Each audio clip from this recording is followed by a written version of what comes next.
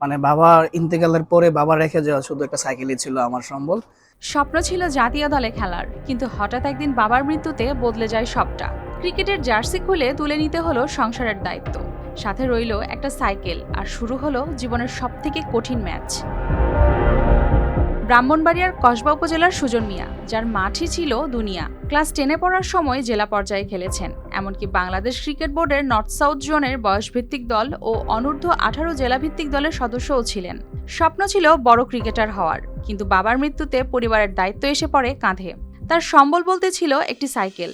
পড়াশোনার ফাঁকে ঘরের তৈরি পিঠা বানিয়ে সামাজিক যোগাযোগ মাধ্যমে পোস্ট দিতেন। অর্ডার পেলে নিজেই সাইকেলে করে পৌঁছে দিতেন সেখানে। সকালে ক্লাস, দুপুরে পিঠা বানানো, বিকেলে ডেলিভারি। এর মাঝেই সহ্য করতে হয়েছে কটূক্তি আর অনিশ্চয়তা, তবুও থামেননি তিনি। আমার শুরুর জার্নিটা ছিল অনেক কষ্টেরই বলা যায় একদম। আরএফএল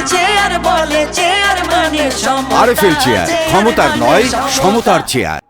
বাসায় বাসায় হচ্ছে হোম ডেলিভারি থেকে শুরু করা, সাইকেল দিয়ে বিভিন্ন কাস্টমারদের সাথে কন্ট্রাক্ট করে তাদের হচ্ছে বাজার করে দেওয়া এবং তাদের নিত্য প্রয়োজনীয় পণ্যগুলো দেওয়া। অনেকেই ছিল যারা হাসাহাসি করতো বা ফেসবুকের একটা পেজ ব্যবহার করে বিজনেসকে দাঁড় করানোটা ছিল অনেক চ্যালেঞ্জিং। দিন যায়, অর্ডারের সাথে বাড়ে আস্থা।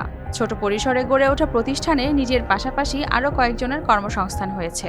মান ঠিক রাখতে বিভিন্ন জেলা থেকে কাঁচামাল সংগ্রহ করে বিসিকের প্রশিক্ষণ নিয়ে গড়ে তুলেছেন মৌ খামার। এত সংগ্রামের মাঝেও তার পড়াশোনা চলমান। বর্তমানে তিনি অনার্স 4র্থ বর্ষের শিক্ষার্থী। সুজন মোল্লা থেকে আজকে আমি সসেস নিয়েছি।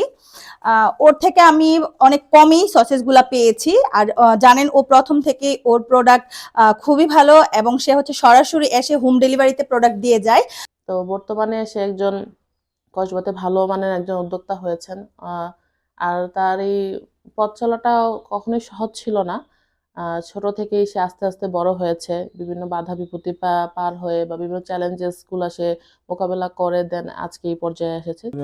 সত্যি ব্যতিক্রমী একটা ক্যারেক্টার। সে চেষ্টা করেছে তার ভাগ্যের চাকা ঘোরানোর জন্য, সে তার নিজেকে স্বাবলম্বী করার জন্য কঠোর পরিশ্রম করেছে। সেই জায়গা থেকে আজকে সে তার একটা অবস্থান তৈরি করতে পেরেছে এবং এই জায়গায় সে অন্যান্য যুবকদের কাছে একটা অনুপ্রেরণার জায়গা হতে পেরেছে, কারণ তাকে দেখে এখন অন্যান্য যুবকরাও উদ্যোক্তা হওয়ার জন্য চেষ্টা করতেছে।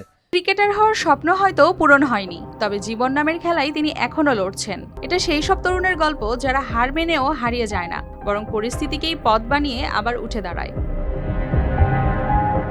News desk, RTV।